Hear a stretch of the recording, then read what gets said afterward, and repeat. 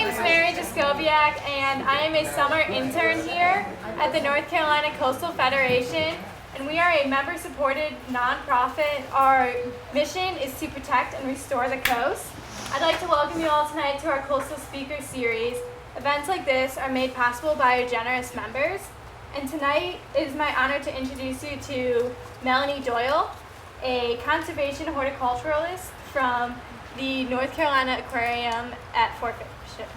Thank you. I was asked, I think back in January when it was nice and cold and brisk and dry air and all that kind of stuff, if I would be interested in talking about native plants and invasive plants in July. And then July sounded so wonderful. It'd be nice and warm. So yeah, sticky and all. But I'm very happy to do that. I have been working with plants for about 23 years. I have been working with invasive plants for a little over 10 years as a result of my taking a position down at the aquarium at Fort Fisher and developing an interest, passion even for our local native plants along the coast, and being introduced to some pretty pesky plants that don't belong here along the coast, specifically one I'll mention a few times called beach vitex. I think I'm just going to make that my official middle name soon. So I'm going to start out with some photos that might make you wonder, why would I be showing you photos of cute little baby things that we see right here on our coast, or beautiful iconic things that we might see here on our coast like sea oats? And it's because it's Coastal Federation, one, but two, these are the sort of things that can be put, and critters that can be put in jeopardy by these species that don't belong here. And again, we'll use the beach vitex as an example. This is a very aggressive plant that grows on our dune systems. Right there is a photo of beach vitex overgrowing a sea turtle nest in South Carolina, a nest that had to be relocated because the plants grew over it and into it so aggressively. When they do that, they could also take up nesting shorebird, shorebird nesting habitat. Basically, you're going to lose ecosystem services as such, and that's an interesting quote there that's very true. Written in '04, even more true today though. Our threatened, our endangered species, our species of concern, one of the pressures that they all face are competition from these species that are not native. It's very important. You cannot go anywhere pretty much on this planet without encountering this problem. And you can just do a quick look online and you can find Antarctic landscape being challenged, and you wonder, how on earth does that happen? Well, it happens on people's boots and on all the equipment that's being brought in, seeds, spores, things like that. It's lichens that are a big problem down there. We all hear about the sexy stuff like the pythons in the Everglades. That's kind of a big scary deal. And even marine invasions, again sticking with the coastal theme. Marine invasions here locally are something that we're just starting to really think about. Everybody knows about lionfish. They don't belong here at all, and they're a problem. Lately, there's been a little bit of focus on the gracilaria. This is our non-native red algae that's right in the waters, right off here, off Masonboro Island, around Zeke's Island. And people are doing research on it at UNCW, trying to understand what's going on with this. How much of a problem is gracilaria? Tiger shrimp, that's a little one. Those tiger shrimps are in our water, and these things are nasty. They eat our shrimp. The shrimp that you and I like to eat, they like to eat too. And they're a problem. They can be this big. They can be enormous. But Asian tiger shrimp are a problem. Blue catfish, that's a photo of one in an aquarium in Florida. And if you were to Google image search blue catfish, the photos you get are insane. They're just, you hear about fishermen doing this. They really are that big. They're up in the Pamlico Sound. And marine fisheries is a little concerned about what they're eating. So that's a problem. One of them that's not here yet that we know about is the Chinese mitten crab. These are a big problem elsewhere, and they are up in the Chesapeake. And there has been confirmed reporting in the Norfolk area. Let's move away back to terrestrial a little bit. This little guy, not an invasive species, right? Well, some might think so. A little gray tree rat, eastern gray squirrel. Actually, and this is an important point I like to make when talking about invasive, I use that word interchangeably, species, because even though this is one of our little native guys here, that is what is in a lot of trouble thanks to that species. This is a little red squirrel, and this is the squirrel of Britain. The eastern gray squirrel is taking over Britain. species move all over the world. So we often focus on the problems we have here as being from Asia, as being from South America. It's important to remember it's a two-way street. We export as much as we import. And this little guy is in a lot of trouble from gray squirrels that have escaped. They were pets. They were something novel. They were taken back. They've escaped. And as of 2010, I don't have a more recent map, but they're just moving throughout the aisles and completely replacing the little red squirrel. So much so that there are some groups in Great Britain who have decided something must be done about this, and they're going to work on stopping it. But the little red squirrels just can't compete with our big old gray tree rats. Some other interesting critters that you might not think would be invading somewhere. Good old Virginia creeper, real problem in Africa. Raccoons. Well, it's native here though. It's native here. It does what it's supposed to be doing here, but not in Africa. Raccoons, if you visit anybody from Spain up through Germany, they will tell you stories about raccoons. In fact, I found this. I thought this was great. This was an invasive species alert I found for Ireland. They've just gotten into Ireland. Ragweed, one of the worst invasive species in the world. Africa, Asia, Europe.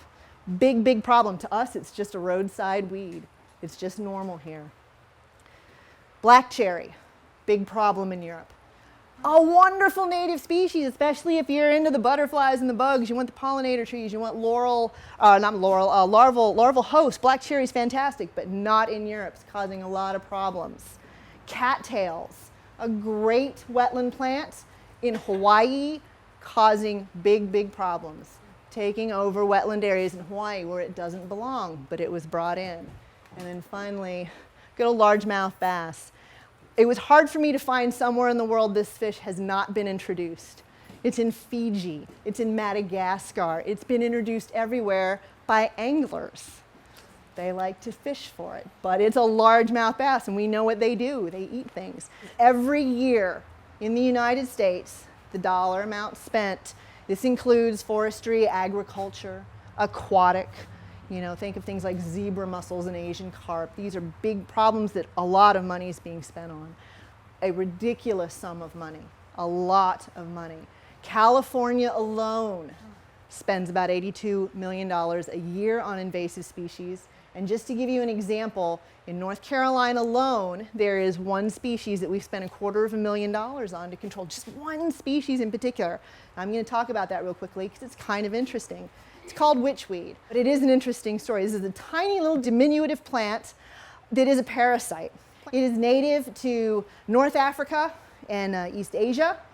It was first found in Columbus County in 1956, and that's an important date. Something getting here from Asia and Africa in 1956 might seem a little bit unusual. There might not have been that much traffic or travel going on. However, World War II had just ended. Back in the day, we would bring back our stuff. We didn't just leave our equipment where it was like we have done in recent decades. We brought it back. So there you go. Now, 1956, 1957, within 1 year, it got people interested enough in this problem to establish a witchweed eradication program within 1 year. So this plant threatened the corn crop. It would prevent a cornfield from setting, fruit. They wouldn't go to seed. Potentially affect a massive amount of corn production through the U.S. if it were to escape. So at one point in the height of the witchweed infestation, we had about 500,000 acres infected, and this was 1957. This is when it was really, really going on. Now we're down to about 1,700 acres. It's continuing to fall, but that's how long it took. This is 2015. There are still acreages that have not been freed. The problem with this plant is the seeds, and you have to remember, seeds can lay in soil for a long time. A dormancy period, 20 years is how long this plant seeds can stay in the soil and remain viable. That's why you're talking about a long, long haul and a commitment to get rid of some of these species. So there are still acres in North Carolina that are under quarantine. There is a program with the Department of Agriculture that employs several people each year to go out and inspect these fields, to fumigate in the spring, to try to get any remaining seeds to germinate. But you have to go 20 years, 2 decades, without seeing any witchweed in order to declare it free. That's a commitment, but that's what we have to do with it. The reason that that program has been successful is because they hit the problem low on this curve, where you've got low numbers, you're early in your invasion stage, okay? They've just gotten here. But this is a hard time to know what's going on. It's really hard to know something is going to be a problem when there's not a whole lot of it around.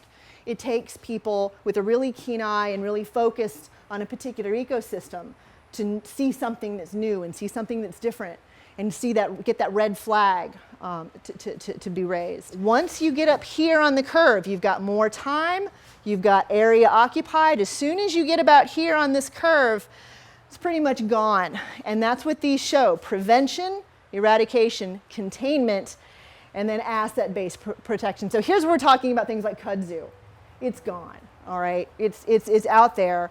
Chinese privet is another good example. These are species that we're never going to get rid of. As sad as that is to say, it's most likely true. So what you do is you go in and you protect those areas that are very important, that are ecologically sensitive, ecologically valuable. And that's what's being done. Early detection and rapid response is what it's all about. Like I said, finding these species early enough in the invasion to do something about them, that's the trick. There's risk assessments that can be done, especially on plants that are being brought in, say, for the horticultural trade.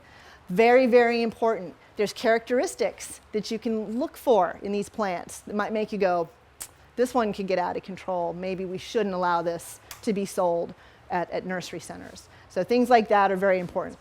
There are lots of places you can go for information. I already mentioned a few of them for North Carolina: the Invasive Plant Council, the Native Plant Society. But if you really want to learn about invasives, you can just type that into a Google search. Invasive.org is one of the leading places to go. This is the Center for Invasive Species and Ecosystem Health in Athens, Georgia. They are fantastic. And I'm going to be working with them a bit with the Beach Vitex. They really have their both thumbs on the pulse of everything. They're very, very involved. I like to go through a real quick rundown of what it takes to be an invading species, to convey how tough these things are. Some respect. In a system devoid of humans, there's no people around, you do not have quick movement of species, especially plants. They just don't move around that quickly. Then what happens is we come along and we can move plants around. But normally what happens is when you move a species, it's really unsuited for its new habitat. And that's the majority of the plants that we like for our yards. Think of all the annuals. Well, the reason they're annuals is because they're tropical. They don't like the winter. They can't take it here. A lot of our species, they don't like our soil. They don't like our summers. There's something wrong. The salt they can't take. They're ornamentals, and that's just fine for ornamental reasons. But every once in a while, we can get some that do live here. Those are our azaleas, our non-native azaleas. They do great here. They are from a geographically, climatologically similar place on this earth. They do fine here, but they don't go crazy. We're not up to our eyeballs in indica azaleas, thank goodness. There's something they just don't reproduce here, and that's great. That's good. So what happens when you bring in a plant that's not native here, it survives, and it does reproduce? One of two things can happen. The very unusual thing is to be like this one, that it works itself into an ecosystem. Gaillardia is not native. It was brought here, and it just fit in to the dune system. When something decides it's happy in an area and it can reproduce, it tends to just take over. So what I take away from this is a plant who has had to overcome several obstacles. These species are tough. They are survivors. They are tough. Where do they come from? Not a big surprise. Most of them come from horticulture trade. A few of them, there's forestry and agroforestry and a few things. Packaging material, back in the day, grass. I'm going to mention a grass that was brought in. Packaging material, packing material. I'm going to talk about an insect that was most likely brought in wooden packing crates. Things like that. Listing is a little confusing. I'm just going to run through this really fast because people are always amazed when they find out something like kudzu is not a regulated species and it's not listed anywhere. There's a reason why, and a very good one. Federally noxious weeds, federal government list, 112 species, it changes every year. And these are plants that are noxious everywhere in the country. So in North Carolina, anything that's on that federal list is a noxious weed here. Even if it doesn't grow here, it's still going to be considered a list. And then in North Carolina, we have added a few aquatics that are particularly terrible that we do not have in the state, but we don't want in the state. They're not on, these guys here are not on the federal list, but they're that bad. They are very, very high importance. And if these are seen in the state, it's a big deal, and they're not here yet. Immediate response is required. The next list, the Class B list. These are the ones that are here, but they're very bad. And notice, I got my guy put on there in '09. What it means, and the Florida betony, notice I crossed that out because it was recently dropped from the list. And here's the reason Florida betony was dropped and kudzu and Chinese privet and such are not on here. If you were to call the good folks in the Department of Agriculture and say, I found some mile-a-minute weed at such and such a place, they are required to respond. They've got to go get in a truck. They've got to come look at it. They've got to do something about it. So that requires a person, it requires resources, it requires time. Basically, it's money. You cannot do that for something like kudzu. You just can't do it for something like Chinese privet. It's everywhere. It's too far gone. Okay, it's too far gone. That's why Florida betony was taken off the list. Florida betony came into North Carolina not all that long ago, maybe 20 years ago, but very quickly got out of control. Drop it from the list. They can't respond to everyone, or they'd be at my house all the time. Now, for a list that's going to matter to y'all, go to the North Carolina Native Plant Society's website. They are the keeper of a comprehensive list. These are plants that you just don't want in your yard. These are ones that are not necessarily regulated, but these are bad apples, bad actors, all right? Your neighbors might get upset with you if you've got some of these because they are going to misbehave. It's a big list. There's different ranks. It's very easy to look at, but you can find out whether or not you should be picking something up at the nursery and putting it in your yard, or if something that's in your yard maybe needs to go. I threw up a few species here that are invasive in North Carolina. I took that picture right there of Pampas Grass down in Sunset Beach. Pampas Grass, remember I talked about EDRR, early detection, rapid response. Something funny is happening with Pampas Grass. We are starting to see it popping up in areas that it should not be. So this is where, when you talk about early detection, rapid response, people start talking to each other and wondering, should we start looking at this? Could this be a future problem 10 years down the road? So that's an example right there. Some of these other ones, this fig buttercup, this is coming. That's in South Carolina. It's a bad actor, and we're watching for that one. And there's wavy leaf basket grass, which is really bad up in Maryland and Northern Virginia. Again, it's probably coming. I'll talk about a few species specifically, have a few little stories about invasives. Popcorn is just a nasty one. It drives me nuts. Every single seed these trees produce germinates. That is a characteristic pretty typical of invasive species. Very high fecundity. Woodpeckers love them, which is wonderful because woodpeckers they have kind of big territories, long distance flyers, so they plant lots of these. Mimosa, yeah. Another one, live fast, die young, but make lots and lots of babies. And these maps show where it's invasive, and trust me, I don't know why I don't have there. It's invasive in Alabama and Mississippi too. They just weren't on the map right there. Tree of Heaven. It is super easy to identify though. Also called Chinese sumac, because it does look like a sumac, but it's the only plant we've got around here that has these cool little glands at the base of each leaflet. You can see they have these big compound leaves. You might think it's a pecan or something like that, or a sumac, hickory, but it's not. They have these little tiny glands that are super easy to see, very distinctive. Tree of Heaven, very easy to ID. If you want to kill Tree of Heaven, it's kind of interesting. You have to apply an herbicide, basically paint an herbicide onto the lower portion of the trunk. Don't cut it. All right, the emerald ash borer. So here we'll talk about our lovely ash trees. We have 4 species of ash, about 4 species of ash that we find down here in coastal North Carolina. And they're important trees. They're part of our bottomland hardwoods, our swamps, our wetlands. You know, they're really fantastic trees. But all of the ashes are being threatened by this little guy right here. It's a rather attractive beetle, fairly new to the States, first discovered in '02 up in Michigan. And here's the spread, and this is of April 1st, 2015. One thing, these maps, USDA, USGS, forestry folks really do keep these maps up to date. GIS is a wonderful thing. So we know almost several times a year we get updates as to where these are spreading.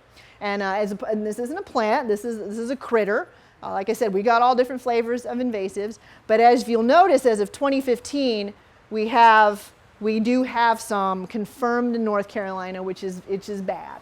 We knew it was coming, we were watching for it, and people are watching for it here in Wilmington. And what I always tell people is keep an eye on your ash trees. So here's some of the things. They're trapping it using pheromone traps. The best hope right now, well, actually woodpeckers. Somebody's found that woodpeckers are learning to listen to these guys because they're right under, they're big beetles, relatively big beetles, right underneath the bark. And woodpeckers are learning to listen for them. But the larvae are huge. The adult beetle is little, but the larva is very big. And woodpeckers seem to be doing a little bit of a number on them in some areas. So we're very hopeful. We have lots of woodpeckers in North Carolina. But this guy right here is a parasitic wasp that appears to really, really like the ash spores. So there's a lot of work, a lot of research. This isn't being widely used yet. We're very careful with biological control because you don't want to create a bigger mess than what you're fixing. This is showing good signs. So we're hopeful, this little parasitic wasp. But again, like so many species, it's got its own, there's a web page, a task force dedicated to this information, all things emerald ash borer. It's a big deal. But you're right, those numbers of trees, Ohio, Michigan, it's staggering, the loss, absolutely staggering. It's a big deal. All right, somebody mentioned the kudzu bugs. I'm sure, has everybody seen these guys? Everybody experienced them? Because I have some here if you haven't. They're our only square beetle, our only square bug. I took that picture on a neighbor's magnolia tree because you never see just one. Okay, another one really new to our area. Ground zero is right outside Atlanta around 2009, and you can see how quickly this tiny, tiny little insect has spread. In 5 years, they've made it from Atlanta up here into, what is that, Maryland, Delaware area. So they're moving quickly. We do not know how they got here, but there's suspicion that they were brought here purposefully. It's an Asian critter. It's called a kudzu bug. Oh, it's gonna eat kudzu. Let's bring some in and do our own biological control. Yeah, this is why you don't do this lightheartedly. It's a big deal. Okay, puncture vine. This is that one I mentioned. It is on the list. I can pass this around if you promise not to open this up. Please. Those are puncture vine seeds that make our run-of-the-mill sand spurs look cute. This is an annual vine. It looks like a vetch. Looks like something that you just might see growing low along the beach. This is a very, very big deal in the western part of the country. Puncture vine has spread everywhere. As you go out west, it's a much, much bigger deal. 9 states do have it listed as a noxious weed. It is those seeds that are the problem. That kind of seed can just attach itself to anything and go. Okay, another one of our horrible messes, Chinese privet. It's everywhere. It's taking over wetlands. We're losing things like tie-tie. The purple monster, Chinese wisteria is a mess, so it's a problem. What I really like is that we have a native one that people don't know about. It is starting to be sold in garden centers. I'm really excited about that. That's a wonderful thing. So we just need people to understand the difference, go out and ask for and plant the native one only, not the Chinese with that. Okay, laurel wilt. This was we mentioned this earlier. This is the one that's getting the red bay. Laurel wilt disease. This is a little beetle, red bay ambrosia beetle. We've got native ambrosia beetles.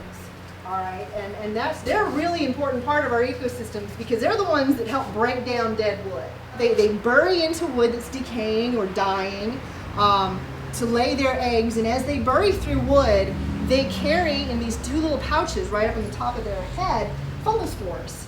This is really cool symbiosis stories. As they burrow into the wood, they deposit these little fungal spores. Fungus grows. The larva then will eat that fungus. Okay, the fungus is decaying the tree. That's what's going to help decay the tree. The larvae eat that fungus. A little bit of a leaf cutter ant story, but a very nice system for breaking down dead wood. The problem is this guy is not native. Tiny little thing. There it is on a penny. Super, super small. And what it likes are red bay. And red bay is one of the most common hardwood evergreen broadleaves we have in our Pocosin wetland systems. So ground zero was Port Wentworth down in Savannah. '02, people are now starting to maybe walk that back a few years, maybe 99, but remember I said packing material is how things came in. It was believed larvae came in wood pieces of, wood crates, wood packing material that was not treated. That's all it takes. These are tiny, tiny little things. So, why do we care about invasive species and altering ecosystems? Here's a really good reason. Coconut grass is another threat. It has been found in North Carolina a few times. It's been dealt with swiftly. This sucker threatens our longleaf pine restoration.